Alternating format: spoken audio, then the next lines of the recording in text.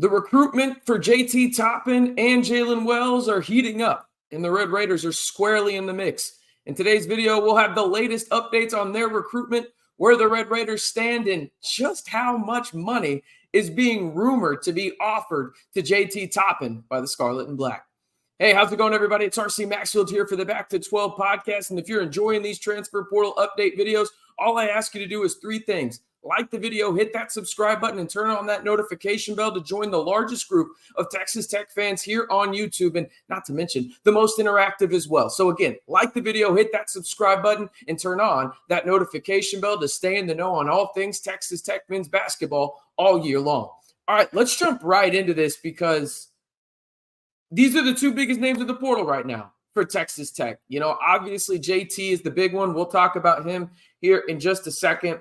Let's start with Jaylen Wells. And we talked about him yesterday in that video. And then not to mention Texas Tech landed four-star 2024 guard Christian Anderson. So you love to see that. If you want to know more about his game, go to the previous video here on the channel.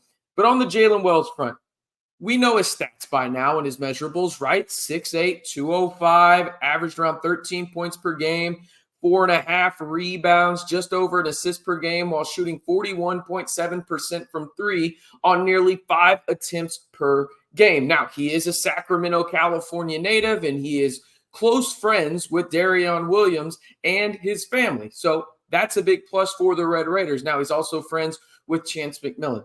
The big thing here when it comes to Jaylen Wells and everything like that you need to know is this. He's going through the NBA draft process. He still has a couple of workouts. If I'm being honest, I would be very surprised if he stayed in the NBA draft. I mean, you can get a promise if you're in his position, but I don't know if that's the card he wants to play with his career, because you think about it, a lot of guys get promises that they're going to get drafted in the first round and then don't get drafted into the second round, right? And there's drastic difference in pay, job security, and much, much more when it comes to that in the NBA draft. So does Jaylen Wells want to go that route? I personally think he returns to college. If that's the case, this is what we're hearing over at the Scarlet and Black. There is a real possibility he lands at Texas Tech if he decides to go back to college basketball. And it's one of those deals where you think about his game and his potential impact. He's a starter from the jump. You figure out the pieces in terms of where you want to play him later on, but he's an instant impact guy, shooting the basketball, can guard multiple positions, and the Red Raiders are in a good position to potentially land him if he does decide to go back to college basketball, which all signs right now, if you're reading the tea leaves, and I want to point this out there, hey, you know, tea leaves can change, right? We've seen it all the time in the portal and in this draft process. It looks like Texas Tech is in a really good spot to land him. I actually had a source tell me that, well, he just sent me a starting lineup with Wells in it, saying that this could potentially be what happens if he does come back to college. And obviously I got excited about it. But that's where Texas Tech stands right now, still in a really, really good position to possibly land Jaylen Wells if he does decide to come back to college basketball. So we move on to, well, again, the biggest name in the portal for the Red Raiders and the possibility of landing them. It's funny. I saw some UT people, a little, how the turntables have turned type situation, if you're familiar with that gif. But we move on. It's JT Toppin, 6'9", 210, averaged about 12.5 points per game, 9 rebounds as a freshman out at New Mexico, actually led the Mountain West Conference in rebounds as a true freshman, and shot 62.3% from the field, which is top 20 all-time in NCAA Division I history for a freshman. He's a Dallas, Texas native. We know that at this point. Now, there's a lot going on here in terms of JT Toppin, and Jacob Harris and I over at the Scarlet and Black Insider this morning reported this from Jacob Harris and what he's hearing on JT Toppin and his recruitment. He had one source tell him last night he would be shocked if JT Toppin wasn't a Red Raider. I had a couple of sources talk to me about JT Toppin, and I reported this over on the site. And by the way, if you haven't already, head on over to the Scarlet and Black Insider.com. I mean, we're giving you news damn near before anyone else. I mean, not to mention one of the most engaging communities of Texas Tech fans on the internet and one of the fastest growing as well. Head on over to scarletandblackinsider.com. The link will be in the description and in the comments below. I digress for promotional purposes. I apologize. I had one source tell me about JT Toppin that he had heard Texas Tech offered close to $1 million, if not more. That got updated this afternoon, and that same source texted me and said the number that he has heard that Texas Tech has offered JT Toppin is $1.2 million.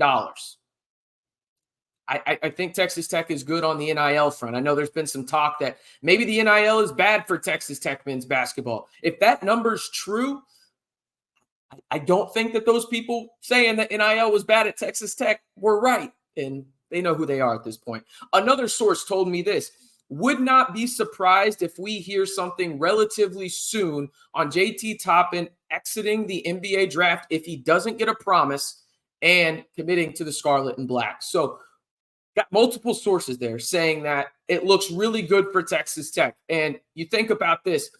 I put in a crystal ball over on SBI. We call them Red Radars. I'm not going to lie. It's actually kind of funny.